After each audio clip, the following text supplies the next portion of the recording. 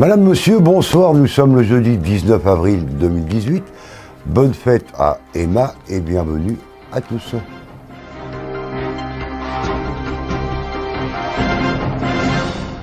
Vous recherchez une apprentie coiffeuse pour faire un BP, donc merci de nous informer sur la page ou alors à ce numéro qui s'affiche en bas.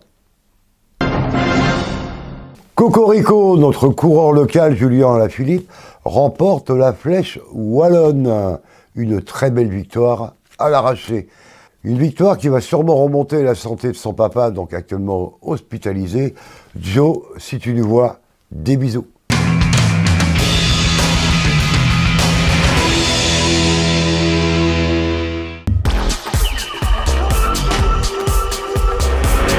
« 82e édition de la Flèche Wallonne entre Serein et le Mur de Huy, 198 km 500 au programme avec un parcours durci par rapport aux années précédentes. 3 difficultés font leur apparition dont la côte de la Redoute rendue célèbre par le parcours de Liège-Bastogne-Liège. Au départ, un homme focalise toute l'attention, Alejandro Valverde. L'Espagnol a remporté les 4 dernières éditions. Il est cette année encore l'homme à battre. Dès les premiers kilomètres, 8 coureurs s'isolent en tête avec 4 Français. Les Movistars de Valverde contrôlent la poursuite et ne laissent pas plus de 5 minutes aux fuyards. Au premier des 3 passages au sommet du Mur de Huy, première alerte, plusieurs coéquipiers des favoris passent à l'attaque. Parmi eux Kwiatkowski ou Landa, ils sont repris quelques hectomètres plus loin. La première attaque tranchante est l'œuvre du vainqueur de Milan-San Remo, l'Italien Vincenzo Nibali accélère dans la côte des Rèfes et rejoint les échappés. Il compte 40 secondes d'avance au deuxième passage sur la ligne. Derrière Valverde n'a plus qu'un équipier, Mikel Landa. Malgré tout, l'écart se réduit, 15 secondes au sommet de la côte de Cherave. Le regroupement a finalement lieu dans le Mur de Huy. Charman, le dernier escapé, est avalé par Van Endert et Alaphilippe, son coéquipier. Le Français est calé dans la roue, il attend le dernier moment pour placer son accélération. Il déborde enfin Van Endert et résiste au retour de Valverde. L'Espagnol est battu, petit événement, il se contentera de la 2e place derrière le grand vainqueur du jour, le Français Julien Alaphilippe.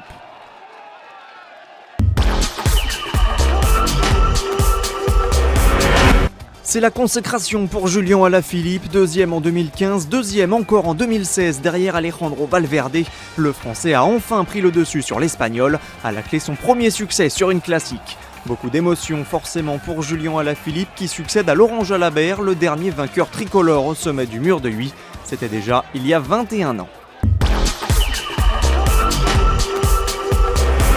C'est la 3e fois que je participe à cette course et c'est la 3e fois que je monte sur le podium. À chaque fois battu par Valverde. Honnêtement, j'ai même pas de mots, je savais même pas que j'avais gagné. J'entendais mal à la radio, je pensais qu'il y avait encore Nibali devant. Et finalement, j'ai fait mon effort, j'en reviens pas, voilà. Cela faisait 6 ans que la Flèche Wallonne ne souriait qu'aux coureurs espagnols. Julien Alaphilippe met fin à la série. Alejandro Valverde est 2e, mais reste le recordman de victoires dans l'épreuve avec 5 succès. Une grande journée d'action en France et à Montluçon. Suite au mouvement des fonctionnaires du 22 mars, le syndicat CGT a proposé une nouvelle journée de mobilisation interprofessionnelle ce jeudi 19 avril 2018. L'Union syndicale solidaire a rejoint cet appel à la grève générale et nationale qui concerne le public et le privé. Il s'agit d'une journée de convergence des luttes avec des revendications nationales et d'autres spécifiques à chaque secteur d'activité.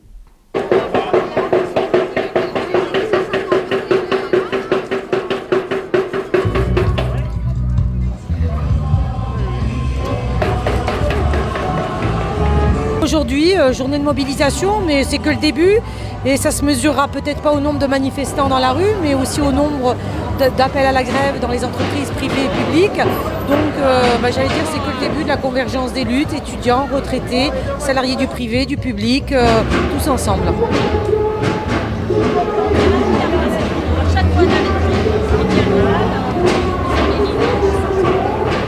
Alors aujourd'hui c'est sur la question des salaires, la question de l'emploi et du chômage, sur la question du partage du travail. Nous, on réclame 32 heures, il faut partager le travail, la pénibilité, les pensions de retraite, la répartition des richesses, les impôts qui sont baissés pour les plus riches et nous qui continuons à avoir une difficulté de notre pouvoir d'achat. Donc j'allais dire c'est tout un ensemble, les étudiants qui se voient barrer pour certains la route à l'université. Il y a la CGT, Force ouvrière, Solidaire, FSU et l'UNEL. Il y a déjà une date du 22 mai qui est prévue pour la fonction publique. Il y aura bien sûr le 1er mai qui sera un grand rendez-vous des travailleurs, puisque c'est la fête des travailleurs. Et puis on va voir comment on s'organise aussi au niveau des entreprises, parce que c'est dans les entreprises qu'on commence la lutte.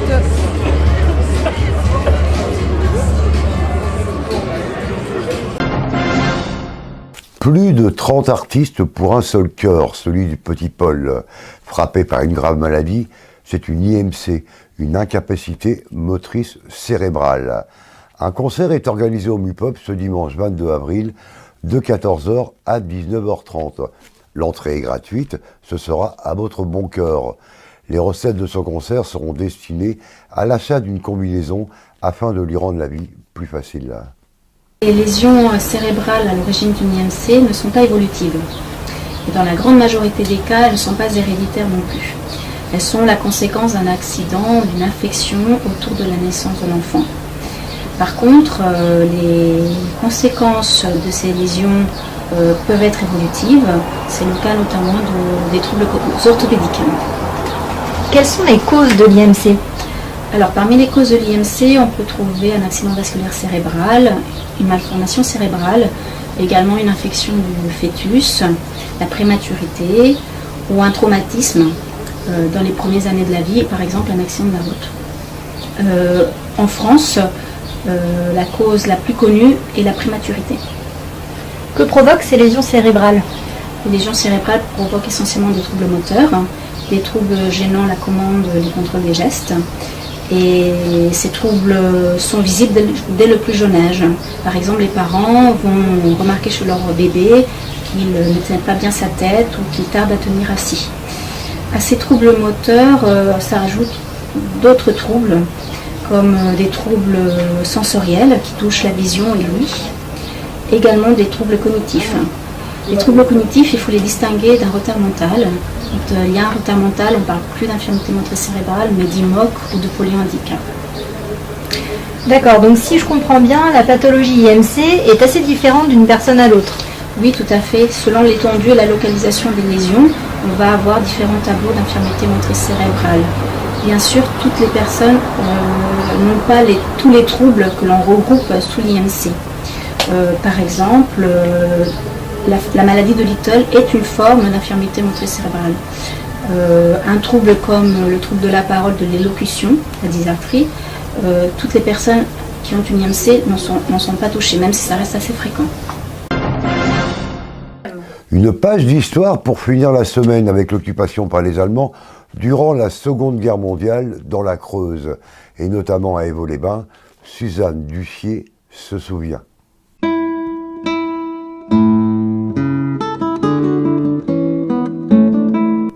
Durant la Seconde Guerre mondiale, en 1942, la zone libre surnommée Nono devint zone occupée.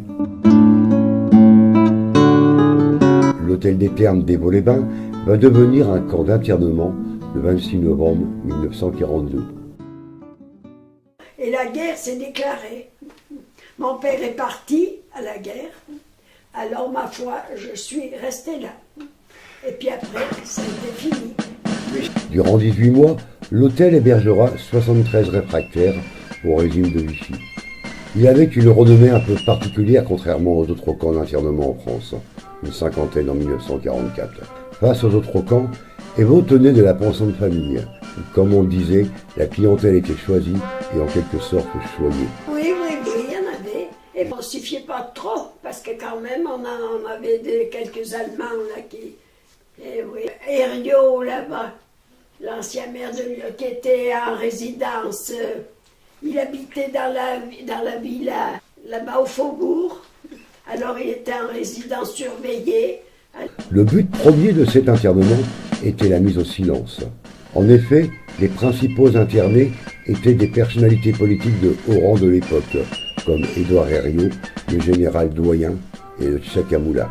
Oui, puis les soir, on avait le couvre-feu à 9 heures. Alors, il fallait pas de lumière dans les rues du tout. On mettait des papiers entre les journaux, des journaux, entre les volets, pour pas faire le... Eh oui. Les maquisards libéreront les résidents de l'hôtel sans effusion de sang le 8 juin 1944. Mais c'est en 44, là, parce que j'ai le livre, là, le petit livre d'internement. Encore de belles animations hippiques à l'hippodrome Montluçon-Saint-Jean. Un programme de festivités durant le mois de mai et juin. L'hippodrome de Montluçon organise 5 réunions par an. Donc nous faisons un meeting de printemps du mois de mars au mois de juin. Et là, nous sommes à notre 2e réunion. Alors, on a en principe 3 réunions tout galop, c'est-à-dire du plat et de l'obstacle. Et nous courons également sur du trot, puisqu'on est classifié hippodrome trophée vert. Et nous avons 2 réunions de trot. Donc le 13 mai, nous aurons une grande réunion de trot avec 8 à 9 courses qui est prévue, dont 3 qui sont filmées par Equidia et qui sont PMU nationales. On a une régie télévision, on a 2 caméras, une dans le virage là-bas, qui balaye la piste et puis sur le côté. On en a une dans les tribunes. Ce monsieur est en charge de la régie pour la Fédération du Centre-Est et il est sur les hippodromes, donc il centralise des images et nos commissaires à côté peuvent avoir des retours d'images. Les films, toutes les courses sont filmées intégralement. Alors aujourd'hui c'est une réunion tout galop où nous avons 4 courses d'obstacles et 3 courses de plat. Très très belle réunion avec des chevaux qui viennent d'Espagne. On en a 2 de Hollande, donc on a vraiment des belles écuries, tout se passe très bien. Et en plus il fait beau, donc voilà. Alors, traditionnellement, on soigne bien notre hippodrome pour la qualité, bien sûr, du parcours de la piste, on va dire, en général, qui est très très bien entretenu. Je profite pour remercier la ville de Montluçon et son maire. Mais également, nous faisons toujours des animations pour les enfants, puisque, comme vous le voyez aujourd'hui, nous avons une structure gonflable. Et ce soir, nous offrons un goûter à tous les enfants présents. Tout ça gratuitement pour animer les courses. Et aujourd'hui, j'ai offert 400 billets de bons, si vous voulez, pour les gens qui venaient sur l'hippodrome pour jouer. Voilà, pour les inciter à prendre du plaisir sur l'hippodrome. C'est très intéressant parce que d'abord, l'hippodrome de Montluçon est un très beau site. Il est en plein cœur de la ville. Vous avez plusieurs possibilités. Alors, soit les entrées, elles sont à 5 €, mais vous pouvez avoir une carte de sociétaire à 33 € pour 15 entrées. Vous avez également la possibilité d'être gratuit jusqu'à 18 ans. Et puis quel spectacle, parce que pendant toute l'après-midi, vous avez des courses qui se relaient toutes les 30 minutes. Donc c'est un très beau spectacle. Et puis en plus, quand vous jouez aux courses, contrairement à certains jeux, si vous voulez, vous participez entièrement au financement de la filière. Parce que quand vous gagnez. Alors vous pouvez bien gagner, bien évidemment, si vous êtes connaisseur, on va dire, ou chanceux. Mais vous pouvez également participer à assurer la filière. Parce que le jeu PMH ou PMU, donc le Paris Mutuel Hippodrome ou le Paris Mutuel Urbain, participe bien sûr à financer les joueurs qui ont gagné. Une partie à l'État, bien évidemment, mais également tous les entraîneurs, la filière cheval, a une partie de rétribution, donc c'est très important. Il faut savoir que la filière cheval en France emploie 80 000 personnes. C'est très très intéressant et on a de nombreux propriétaires, éleveurs, entraîneurs dans la région du centre et surtout dans l'Allier. Dans la Creuse et dans l'Allier, du 10 au 13 mai, vous aurez le plaisir de découvrir les grandes dames de la route. Pour cette 23e édition, la Virada creusoise parcourra encore la région. Une épopée de somptueuses voitures de collection. La Virada a pris ses quartiers dans la cité thermale lors du week-end de l'Ascension. 32 grandes dames de 1940 à 1960 ont paradé dans la Creuse et ses environs durant ces 4 jours très ensoleillés. Nous sommes à Évaux-les-Bains et c'est la 22e édition de Virada Auto Club Creusois. Donc nous organisons donc cette manifestation tous les ans à l'Ascension. Nous sommes en plein centre d'Évaux, donc nous allons y rester tout l'après-midi. Créé en 1996 par Jean-Marie Maillet, journaliste automobile et aujourd'hui disparu, c'est un événement de portée nationale et internationale. Il y a 22 ans, quand Jean-Marie Maillet, qui travaillait à Genève, est venu me voir dans mon petit village de la Haute-Savoie pour me demander si je voulais l'aider à participer, à lui faire venir des voitures dans son village d'origine qui est Évaux-les-Bains. Pour Martine Benamo, la présidente du Virada Autoclub Creusois, c'est toujours un plateau de grande qualité qui est présenté lors de cette virée creusoise. Jean-Marie Maillet, donc, qui est le fondateur de cette manifestation, a dû en faire 14 ou 15, donc il est décédé malheureusement. Et donc, comme on a voulu perpétuer ce qu'il avait mis en place... Les passionnés de ces belles voitures reviennent d'année en année afin de sillonner les magnifiques paysages avec ces haltes pittoresques en Limousin et en Auvergne. Ça doit faire 6 ans. 6 ans, j'ai venu au début avec une Peugeot 402 1937. C'est ma 2e année que je participe au rallye ici. Magnifique. Une 22e édition qui a encore ravi les très nombreux spectateurs présents à chaque étape. Et 2018 sera encore une nouvelle virée.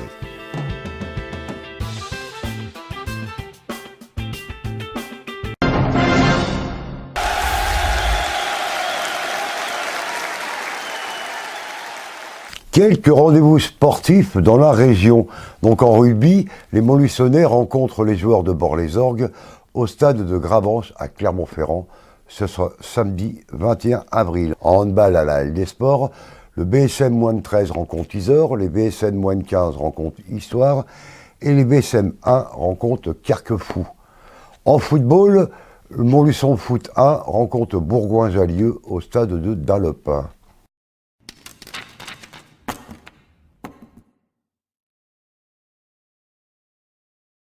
L'agenda dans votre région, donc vendredi 20 avril, Stag au Majesty, Lily Rocks à Betty Boot et un karaoké au Glacier. Et ce samedi, donc une pièce de théâtre Quand la Chine téléphonera, c'est par la troupe Les Lojoris à 20h30 au théâtre André Messager à Néry-les-Bains.